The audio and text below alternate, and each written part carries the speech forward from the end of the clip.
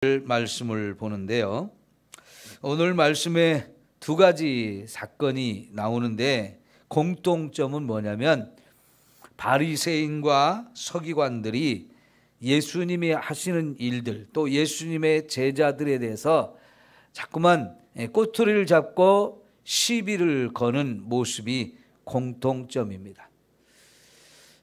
다르게 표현하면 예수님의 사역을 자꾸만 방해하고 회방을 하고 있다는 얘기입니다.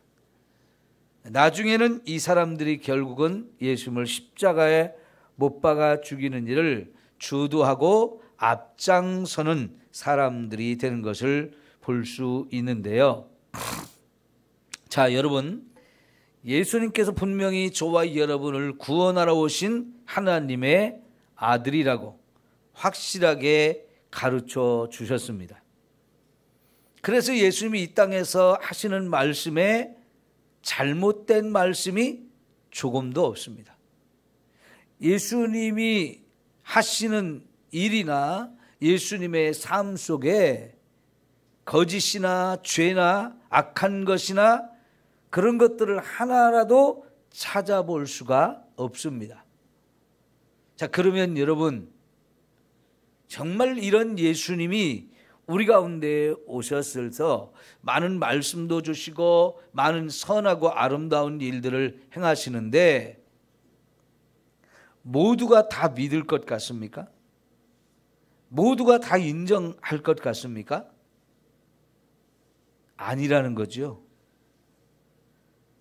전적으로 선한 일만 하시고 전적으로 옳은 일만 하셔도 예수님을 방해하고 믿지 않고 반대하면서 어떻게든지 죽이려고 하는 이런 사람들이 꼭 있다고 하는 거죠. 그런 사람들이 사람만이 아니고 악한 영들이 또한 그런 일을 벌이는 것을 우리는 볼 수 있습니다. 자, 여러분 4장으로 한번 가보실까요? 4장 1절을 우리가 보게 되면 이 4장 첫 부분에서 마귀가 예수님을 시험하는 얘기가 나오죠.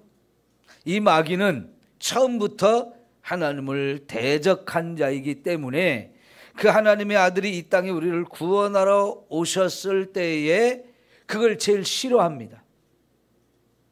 어떻게든지 마귀는 자기만 지옥에 멸망당하지 않고 하나님이 제일로 사랑하는 우리를 함께 죄의 길로 끌고 가서 우리도 같이 멸망시키게 하는 것이 마귀가 하고자 하는 거예요. 그러다 보니까 여러분 어때요? 예수님이 이 땅에 오셔서 우리를 구원하는 그런 일을 하고자 할 때 이걸 방해하고 어떻게든지 못하게 하려고 회방을 놓는 거지요. 이게 마귀의 속성입니다. 자, 그런 마귀의 하는 짓이 4장 이제 16절부터 보니까 여기는 예수님이 고향에 갔을 때 고향 사람들이 또 예수님을 믿지를 않아요. 인정을 안 해요. 그러다가 고향 사람들이 예수님을 죽여버리려고 끌고 낭떠러지로 가서 밀어버려서 죽이려고 그러죠. 예수님이 그때도 그곳을 벗어나서 나오셨는데 이제 여러분 4장 31절부터 보면 예수님께서 가르치시는 그 현장에서 32절, 33절 보니까 귀신 들린 사람이 예수님의 사역을 또 방해해요. 예수님이 가르치는데 소란을 핀단 말이죠. 그런데 귀신의 역사가 이 귀신을 예수님이 쫓아내 주셨지만 그렇게 귀신 들린 사람이 한둘이 아니고요. 이런 귀신 들린 사람들도 예수님이 이렇게 가르치거나 치유하거나 이런 현장에 나와가지고 거기서 예수님의 사역을 또 방해하는데 41절에도 보면 거기 귀신 들린 자들이 또 나와요. 거기서 예수님의 사역을 또 방해하는 모습을 볼 수 있습니다. 여러분, 이렇게 마귀도 그렇고요, 예수님의 고향 사람들이 예수님을 잘 안다고 하는데 오히려 예수님을 제대로 알지 못해서 회방하고 방해하는, 오히려 죽이려고 하는 이런 모습까지 볼 수 있지요. 이제 5장에서 5장 17절부터 바리새인과 서기관들이 예수님이 가르치고 사역을 하는 현장에 드디어 나타납니다. 그런데 처음부터 이 사람들이 소문을 듣고 와가지고 처음부터 마음이 뭐냐면, 요거 웬 놈이 나타나가지고 이렇게 또 소란스럽게 하는 거야? 왜 이렇게 사람들이 거기에 집중하는 거야? 거기에 소문을 듣고 왜 이렇게 많은 사람들이 모이는 거야? 이거 이상한 놈 아니야? 하면서 문제점을 찾으려고, 꼬투리를 잡으려고 그런 마음을 가지고 왔지요.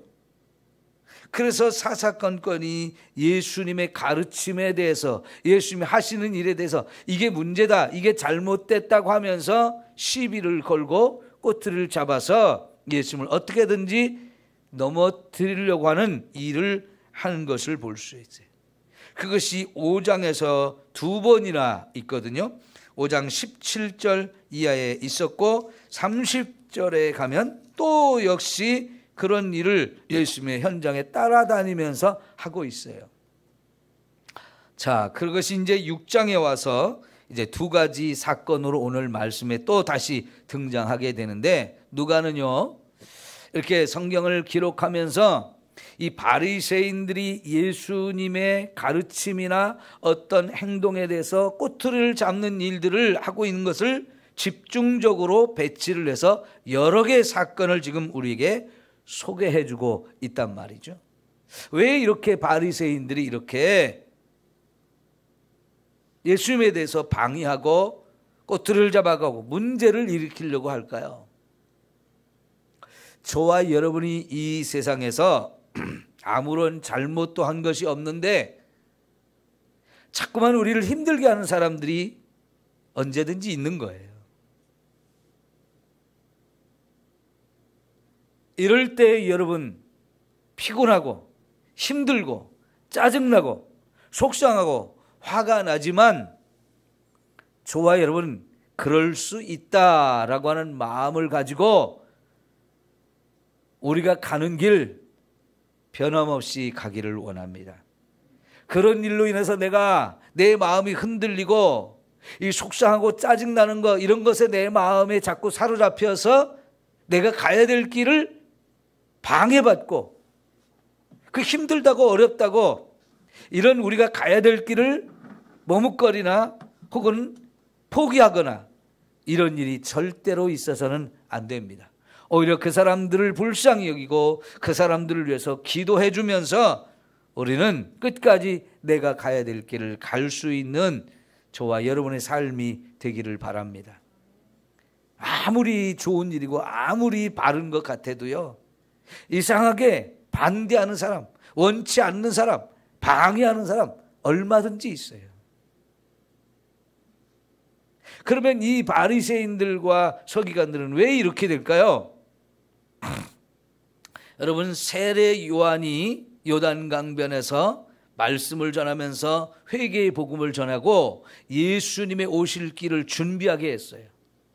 많은 사람들이 와서 세례 요한의 이야기를 들으면서 정말 내가 죄인이구나, 이걸 깨달으면서 나도 회개합니다 하면서 세례를 받았거든요. 근데 그 자리에 바리새인들과 서기관들, 이런 사람들도 왔어요. 그런데 여러분, 세례 요한이 그들에 대해서 뭐라고 그랬습니까? 독사의 자식들아 하면서 그들을 막 책망했습니다. 왜 이 사람들에 대해서는 책망을 했을까요? 이미 세례 요한이 봐도 그 당시의 바리새인들과 서기관, 이 사람들이요 완전히 가식쟁이들이라는 것을 알고 있었기 때문에 그래요. 이 사람들은 자기들은 죄인이 아니라고 하는 이런 생각으로 똘똘 뭉쳐있는 사람들이었어요. 자기들이 그 당시에 최고의 존경과 인정을 받으면서 최고 높은 자리를 독차지하고 있었던 사람들인데요, 이 사람들이 세례 요한을 보러 간 것은 저거 우리가 가진 이 인기, 우리가 가진 이 명성, 우리가 가진 이 권위, 이것이 저 사람한테 깨지고 있고 빼앗기고 있고, 그러니까 그게 시기가 나기도 했고요. 아무리 세례 요한이 회개하라고 외쳐도 우리는 죄인이 아니라고 하는 이 생각이 있다 보니까 회개하러 온 것이 아니고 구경하러 왔고요, 문제가 없을까 이런 것만 찾으러 왔던 거예요. 지금 이들이 예수님에게 올 때도 똑같은 마음으로 와요. 수많은 사람들이 예수님에게 가서 막 열광하고 막 인기가 엄청나게 올라가잖아요. 그게 자기들의 권위가 깨진다고 생각하고 자기들의 인기와 명성 이런 것들이 자 지금 예수님에게 뺏긴다고 생각을 하는 이 시기심, 거기다가 우리는 옳은데 저건 뭐야? 저거 분명히 문제가 있을 거야 하는 마음으로 오니까요, 예수님의 그 기가 막힌 말씀들을 들으면서도 깨달음이 없는 거고요, 예수님의 그 엄청난 기적과 역사들을 보면서도 예수님을 조금도 인정하거나 믿고 싶은 마음들이 없는 거죠. 그게 자꾸 문제점이나 찾으려고 하고 자꾸 뭔가 시비나 걸려고 하는 마음이 생기면 믿기는커녕 오히려 이렇게 반대하는 사람들이 되어집니다. 여러분, 우리 예배를 드릴 때의 마음이 어떻습니까? 우리 마음밭을 잘 준비해야 돼요. 마태복음 13장에서 씨 뿌리는 비유를 할 때 그 씨가 하나님의 말씀이라고 있고 그 씨가 떨어지는 밭은 바로 우리의 마음이라고 말씀을 하면서 이 마음의 상태가 어떤가에 따라서 우리 마음에 들려지는 그 씨가, 말씀이 전혀 다른 결과들을 나타낸다는 것을 말씀하고 있죠. 우리가 설교를 들을 때의 마음이 정말 옥토같이 준비가 잘 되어서 말씀을 듣게 되면 그것이 우리 마음에 뿌리를 내리고 싹이 트고 거기서 많은 일들이 일어나서 놀라운 열매를 맺게 된다는 거죠. 그런데 그 말씀을 받아들일 만한 준비가 없거나 우리 마음에 다른 것이 이미 차 있어가지고 말씀이 뿌리를 내리지 못하게 하고 뿌리를 싹을 터도 그걸 자꾸만 방해하는 것이 있으면 거기서는 아무런 열매가 없다는 것을 말씀하셔요. 지금 바리새인들의 마음은 길바닥과 같은 마음이고 혹은 거기에 돌덩이가 들어있고 가시덤불이 꽉 차 있으니까요, 예수님의 말씀을 들어도 전혀 믿음으로 들을 수가 없는 거잖아요. 근데 믿음으로 듣지 아니하면 결국은 방해하는 자, 회방꾼, 그러다 죽이려고 하는 이런 마음들이 선다고요. 여러분, 새롭게 하소서 같은 프로그램을 듣다 보면 많은 사람들이 간증을 하는데 그들이 하나님을 떠나거나 안 믿거나 그런 상황들을 겪다가 어느 날부터 예수님을 믿게 되고 믿음이 생기고 또 놀라운 일들을 경험하는 얘기들을 하는데, 제가 들으면서 깨닫는 것 중에 하나는 뭐냐면 이 청소년기나 청년기에 하나님을 믿다가 하나님에 대해서 실망하고 하나님에 대해서 잘못된 생각들로 인해서 믿음을 버리고 죄의 길로 갔다가 하나님을 떠났다가 돌아오는 사람들이 많더라고요. 근데 공통점이 있는 걸 발견하는데 뭐냐면 하나님을 너무 쉽게 자기 생각으로 판단하는 거예요. 예를 들면 고등학교 3학년이 돼서 대학 입시가 고3 학생에게는 인생에서 제일 큰 문제잖아요. 엄청 중요한 일이고 그 시험을 앞두고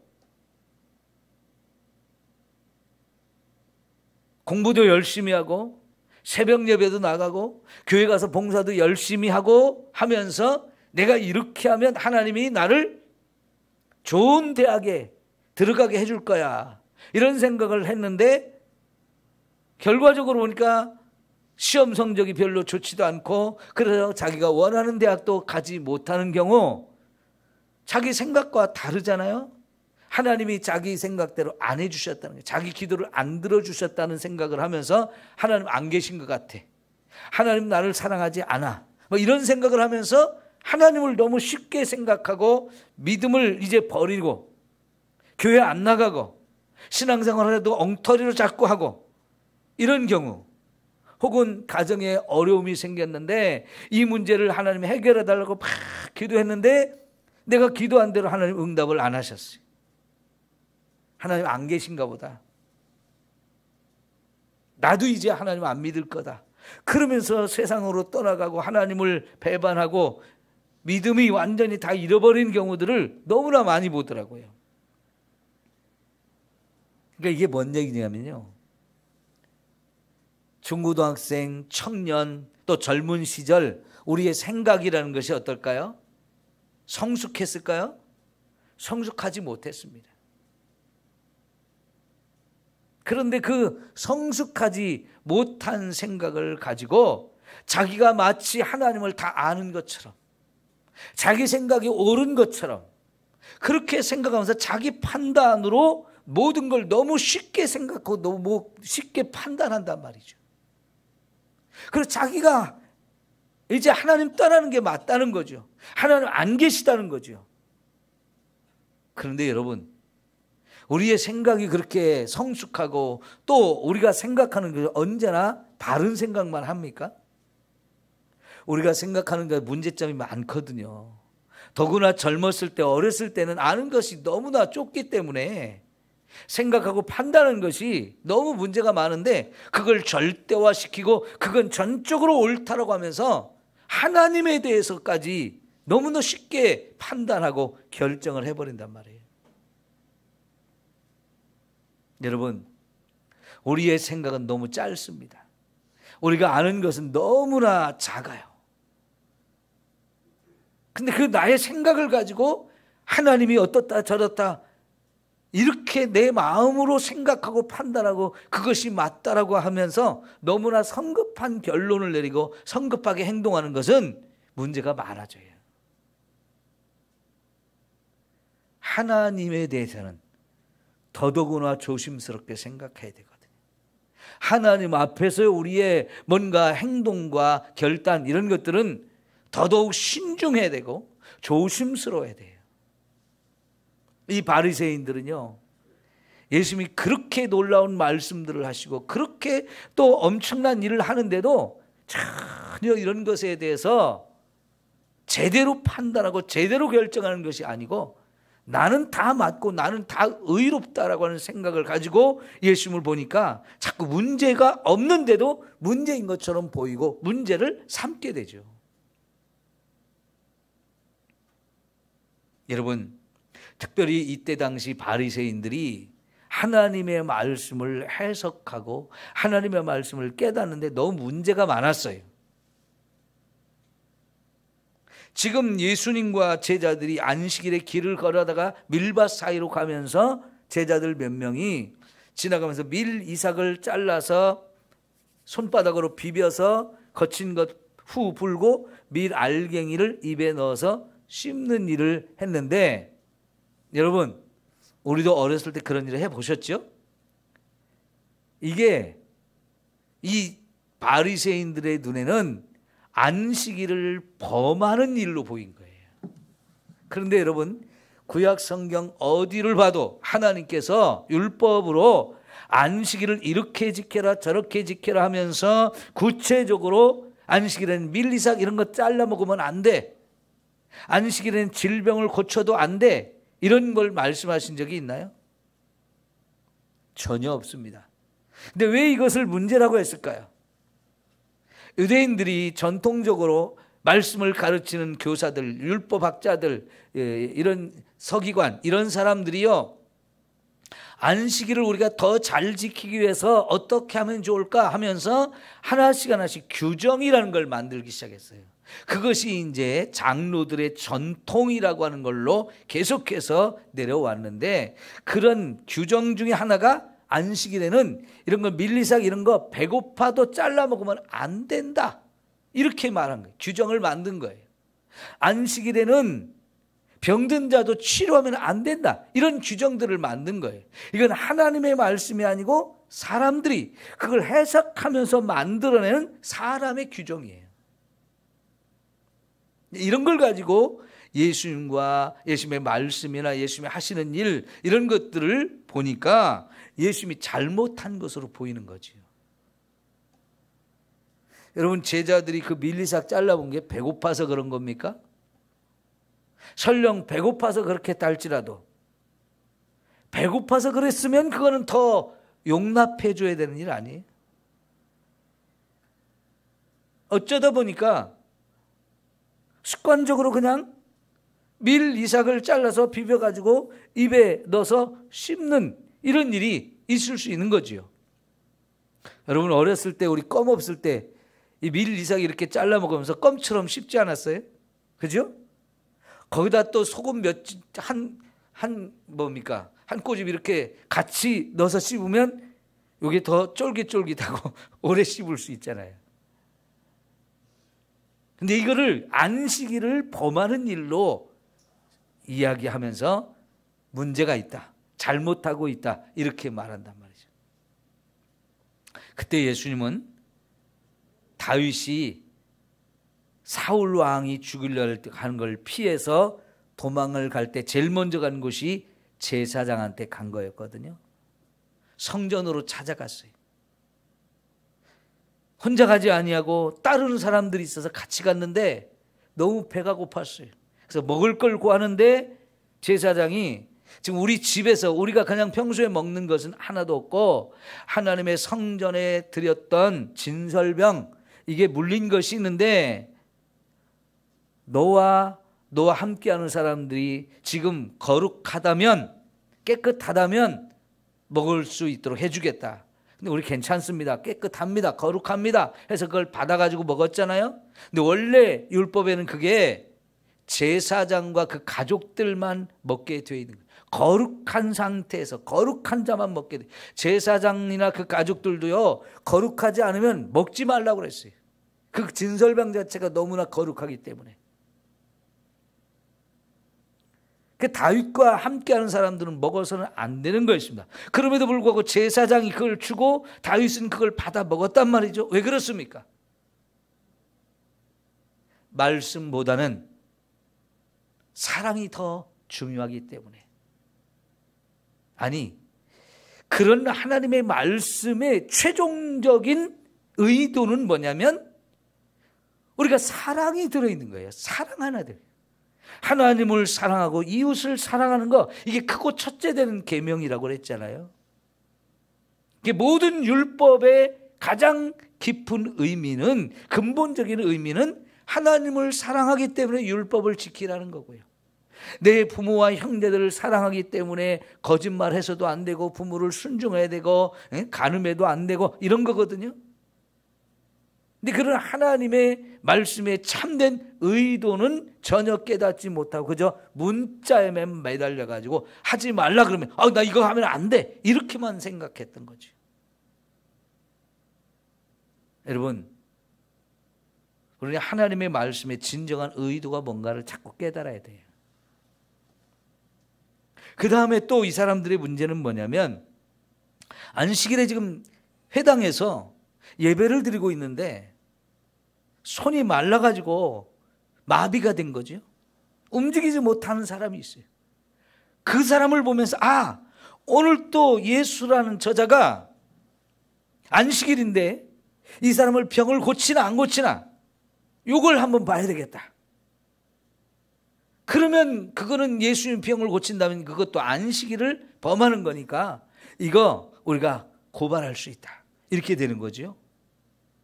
그럼 여러분, 이 사람들 마음속에는 그 질병으로 고통받고 있는 사람의 그 고통이 보입니까? 안 보이는 겁니까? 그 사람이 고통받는 그 부분은 전혀 생각하지 않는 거예요. 그 사람을 불쌍히 여기는 마음, 사랑하는 마음은 요만큼도 없어요. 내 자신이 지금 그 상태라고 하면 그 사람 마음은 어떻겠어요? 내가 하나님 앞에 예배 자리에 왔는데 하나님이 나를 치료해 주시면 얼마나 좋을까? 이게 그 질병으로 고통받고 있는 사람의 마음이잖아요. 그런데 이거를 기회로 해서 예수님을 어떻게든지 문제 삼고 고발하고자 하는 이런 마음이 앞서니까요, 그들은 그 사람의 고통, 그 사람의 그 아픔은 전혀 신경 쓰지 않는 거예요. 예수님 뭐라고 했습니까?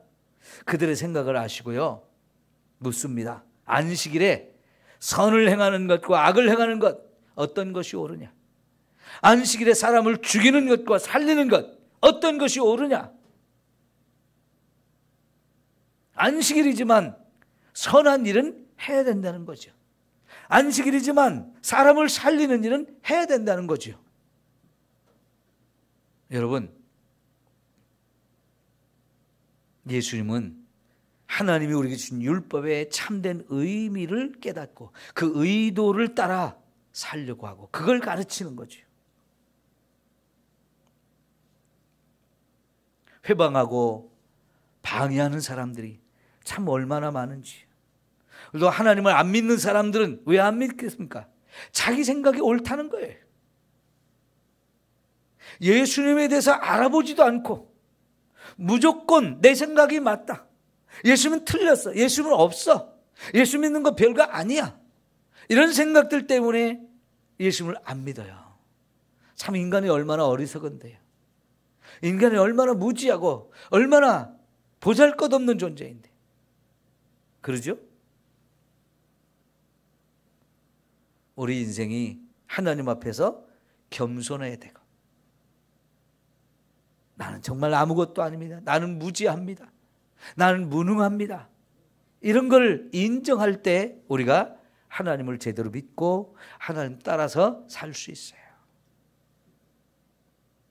여러분, 내 속에서 하나님의 말씀을 거역하거나 부정하거나 믿지 못하거나 깨닫지 못하는 이런 걸 방해하는 모든 것들을 다 제거하시고 오직 하나님의 말씀을 제대로 받아들이고 깨닫고 믿고 순종하며 사는 저와 여러분 모두가 되기를 축원합니다. 기도합시다.